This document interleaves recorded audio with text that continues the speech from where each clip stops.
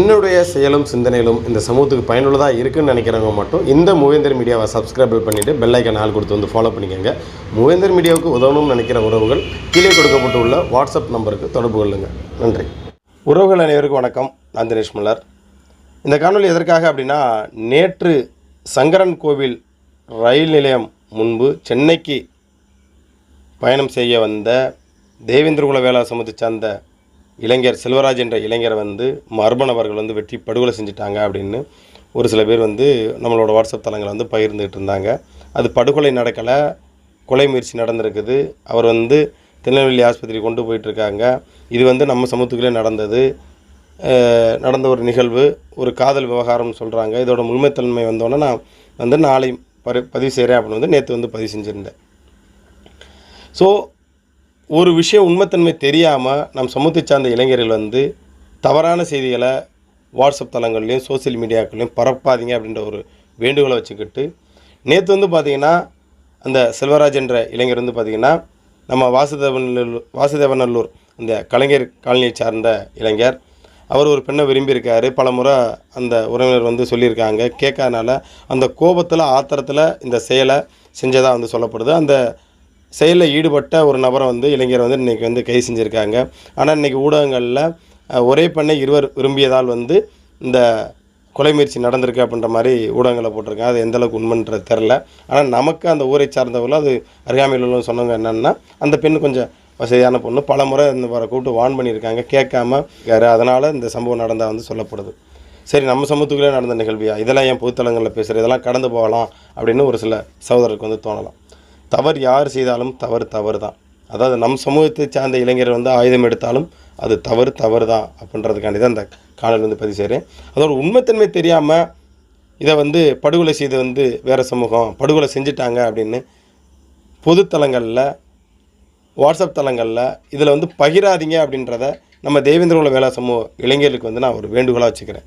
ஏன்னா இன்றைக்கி நடக்கக்கூடிய பல்வேறு படுகொலைகள் ஒன்று சாதி ரீதியாக நடக்குது, இன்னொன்று தனிப்பட்ட முறையில் நடக்குது. ஒரு சிலர் பார்த்திங்கன்னா குடிக்கிற இடத்துல பிரச்சனை நடக்குது, ஒரு இடத்துல கஞ்சா பிரச்சனை நடக்குது, ஒரு சில பெண்கள் பிரச்சனை நடக்குது. ஒரு 5 தினங்களுக்கு முன்பு நம் சமூகத்தை சார்ந்த ஒரு இளைஞர் வீரநல்லூரில் படுகொலை செய்யப்பட்டார். அது எத்தனை பேருக்கு தெரியும் தெரில, அது வேற ஒரு விஷயம். அதனால் நான் அதை பற்றி பேசவும் இல்லை. இந்த மாதிரி பல்வேறு நிகழ்வுகள் தொடர்ந்து அரங்கேறிக்கிட்டு இருக்குது. இந்த காவல்துறையும் தொடர் இந்த படுகொலையை தடுத்து நிறுத்துறதுக்கு இந்த மாதிரி விஷயங்களை முன்னெடுக்கிறாங்க. ஆனால் இருந்தாலும் சின்ன சின்ன மோட்டிவுக்காண்டியெல்லாம் படுகொலை நடக்குது. அதாவது இது போன்ற படுகொலை செய்யக்கூடிய நபர்களுக்கு நான் சொல்லக்கூடிய ஒரு விஷயம் என்னென்னா, இந்த மாதிரி செயல் என்பது மிருகத்தன்மையை விட மோசமானதாக நான் பார்க்குறேன். அது எல்லா சமூகத்திற்கும் நான் சொல்கிறேன். அது தேவேந்திரகுல வேளா சமூகம் இருந்தாலும் சரி, மற்ற சமூகம் வந்தது. ஒருவர் மீது ஒரு வன்மமோ ஒரு கோபமோ இருந்தால் இதோ 2 பேரும் மாற்றி அடித்து கொள்வதும் அதோட்ட முடிச்சுட்டு போகணும். அதை விட்டு ஒரு கொலைதான் தீர்வுன்றால் அது எப்படி, அது அடுத்தடுத்து தொடராதா? ஏன் இந்த மாதிரியான செயல்களில் ஈடுபடுறீங்க?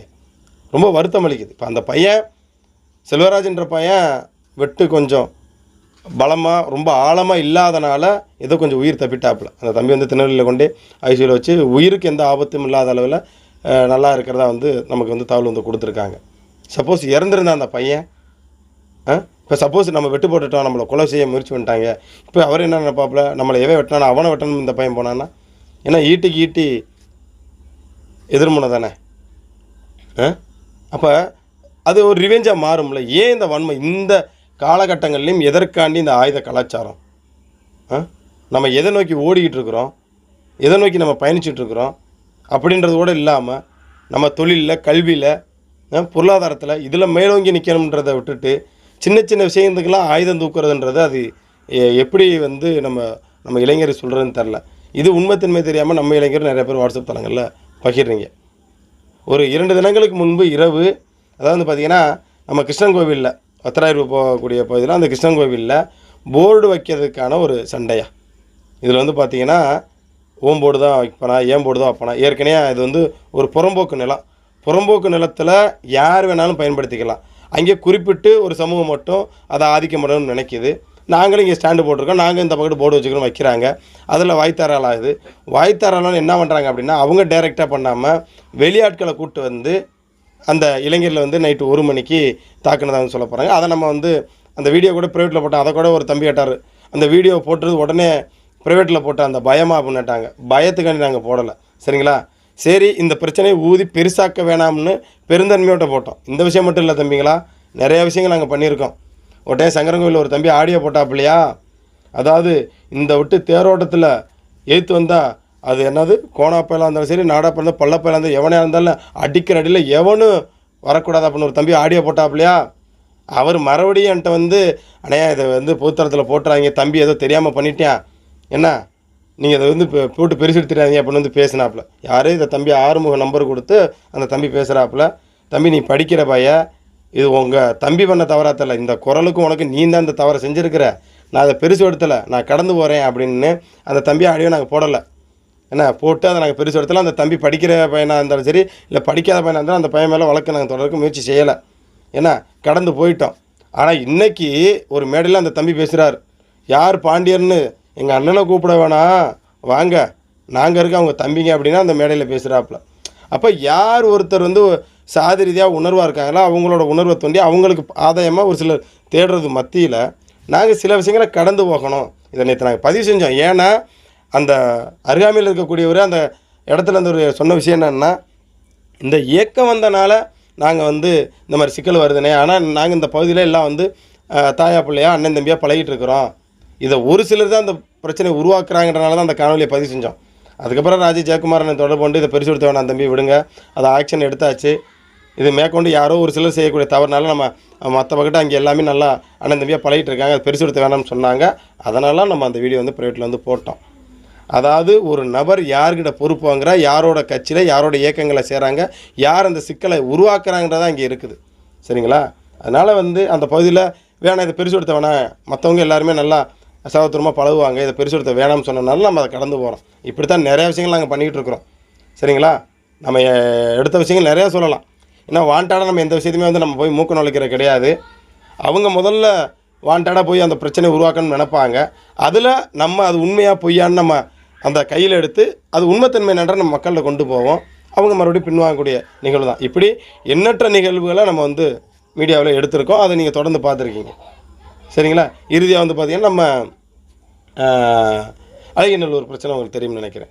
ஸோ நம்ம என்னடா மறுபடியும் இதே சொல்கிறோம், நம்ம பொதுவாக நம்ம சொல்கிறோம் இந்த விஷயத்தை வந்து நம்ம இந்த மாதிரி தான் நிறையா விஷயங்களை வந்து நம்ம இணக்கத்துக்கு என்ன வேலையோ சின்ன சின்ன விஷயங்களை ஊதி பெருசாகக்கூடாதுன்னு நம்ம நினைக்கிறோம்.